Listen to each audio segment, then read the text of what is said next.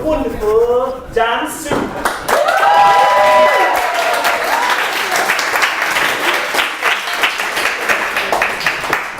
Yeah, it's me again.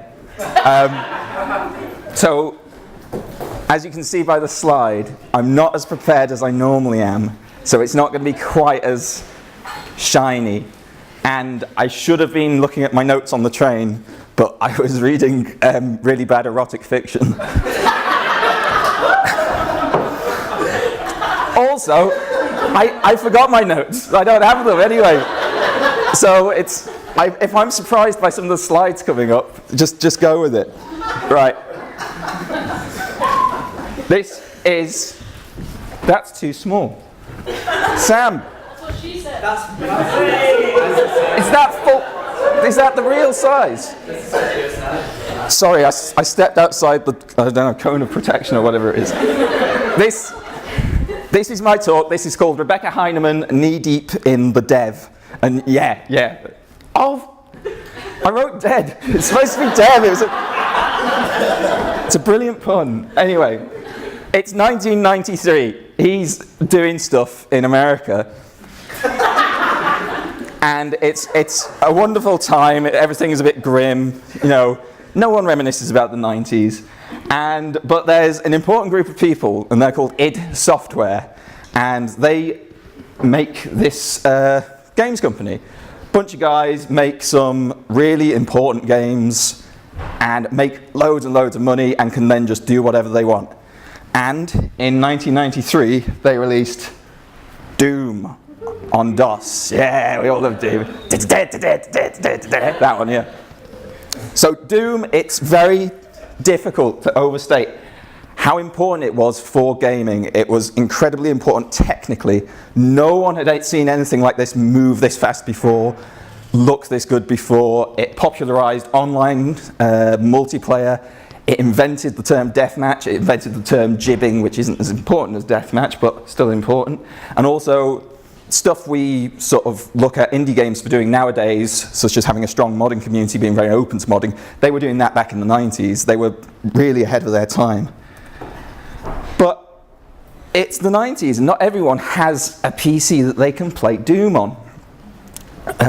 So if you are a genuine 1993 child and you want to play Doom and you're very upset because you were born in 1993, you would have been too young for Doom, so I don't know what you're celebrating for. You'd have no concept of it.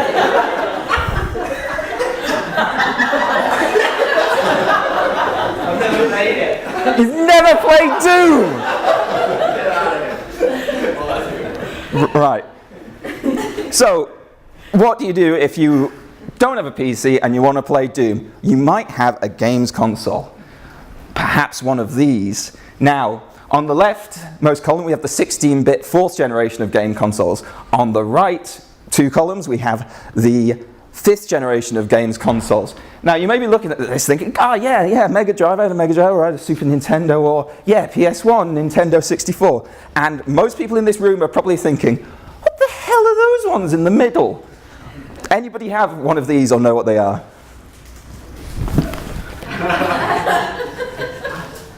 What's the one in the middle?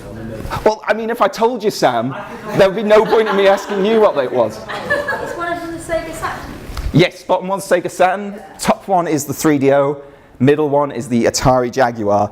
And so no one's heard of the 32-bit consoles. They weren't here or there, they were rubbish. But this is what was around at the time, and people were going, oh, new 32-bit, they're more powerful than the 16-bit consoles. So, Art Data Interactive bought the rights to publish Doom on the 3DO. They paid around, I think the estimate is about $250,000 to $500,000, and this would have been in 1995, so that was a lot of money to publish Doom. And the head of Art Data Interactive was this guy, Randy Scott. The photo on your right may look like a prison photo, and it is, because he's going to be in prison until about 2049 for horrible crimes, as I found out this weekend. As well as being a really, really horrible person, he was also the head of Art Data Interactive. And he talked a big game. He had the publishing rights for Doom on the 3DO. He was going to be printing money. It was going to have new weapons. It was going to have new enemies. It was going to have new levels. It was going to be the best version of Doom.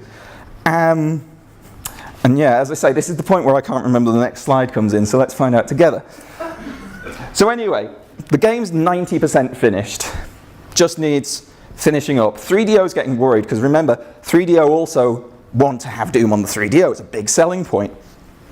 And so they say, we know this person who's quite good. If it's almost done, she's very good at finishing up games. So this is Rebecca Heineman. And she had done the conversion of Wolfenstein 3D for the 3DO, which was a very good conversion. So her speciality at the time, in her own words, was that she would come in, take games that were almost complete, optimize them, get them done, make them a lot better. That's what she did. And so she was brought on, told 90% finished. Yep, you can sort that out. Oh. just a reminder. So this is the slide I keep up for a long time while I talk some more. So she says, right, I'll get started, sign the contract, send me the code. He says, okay. He sends her a copy of Doom on floppy disks that you could put in your PC and play. And she says, no, I can't do anything with this. This isn't how it happens. So he thought you put in the floppy disk, copied the files over to a CD, put that in a 3DO, and you had Doom on the 3DO. This is literally what he thought happened. And she's like, but you had all these, you promised all this stuff. Where's all the development? And so he said, here are the new weapons. And the new weapons were JPEG files that he thought you just dragged and dropped into Doom, and then you'd have new weapons, because that's how game development worked. This guy had no clue what he was doing. He was the head of the gaming company. He bought the rights to Doom. So that's an example of a JPEG. So Rebecca Heineman at this point is thinking, what is this? This is insane. She calls up John Carmack from id Software. They were good friends, and she says, do you know what's going on with this? And he's like, no, they gave us a ton of money. That was nice. And she's like, I need the source code for Doom. So he sends her the source code for Doom and the source code for the Jaguar version of Doom that was developed by id Software. And it's mid-August. They want the game out by Christmas. To get it out by Christmas, it must be released by October. Start of November at the very latest. There are 10 weeks. That's this many. So she says, this is impossible. This cannot be done. You can't convert Doom in 10 weeks. It'll take me about a year on my own to make a version Doom.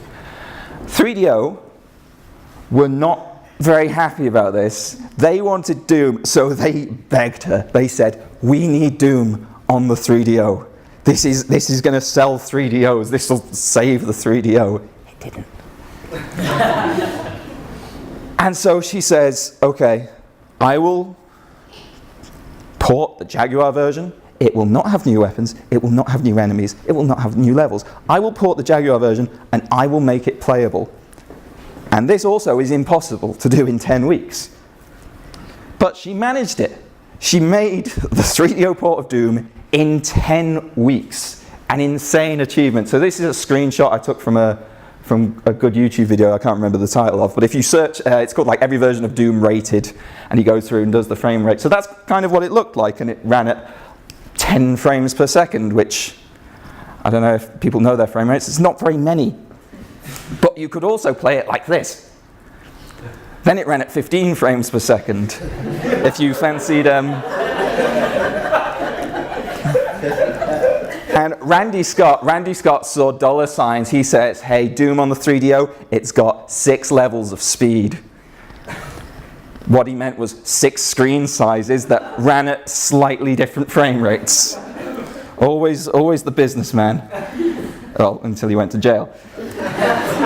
So, it was probably the worst port of Doom ever made. But the fact that Rebecca Heineman managed to make it in 10 weeks was insane.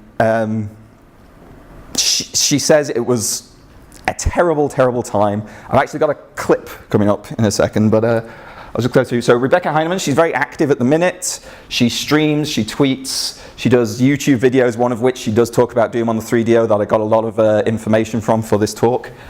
And I was on, and that's me. And I was actually, she was streamed not last night, the night before, because I was making this last night.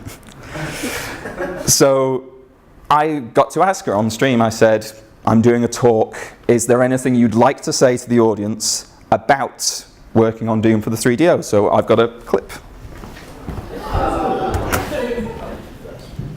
No, that's the wrong one. Oh, Control. Okay. I don't know, this might be a bit quiet, so... Had I not done Doom 3DO, I would have never been in that position to been able to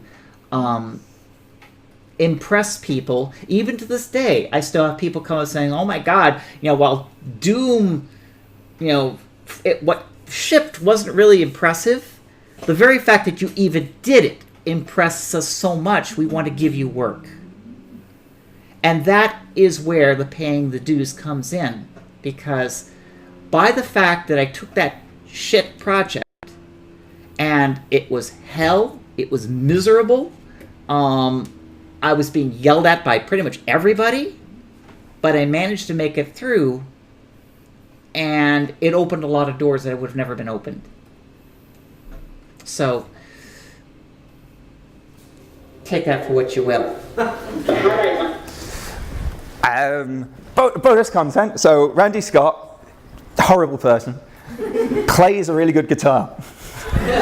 And one of the saving graces, she didn't have time to, because the Jaguar version used a custom sound chip, it was going to take her a few weeks to get the sound working, so she said she got a tape, recorded Doom off the PC, the soundtrack, sent it to Randy Scott. Randy Scott had a band, they recorded the soundtrack for it, live with their band. If you're interested in video game soundtracks at all, check out the Doom 3DO soundtrack. It is really good, even though he's horrible. And that's my talk. Thank you very much.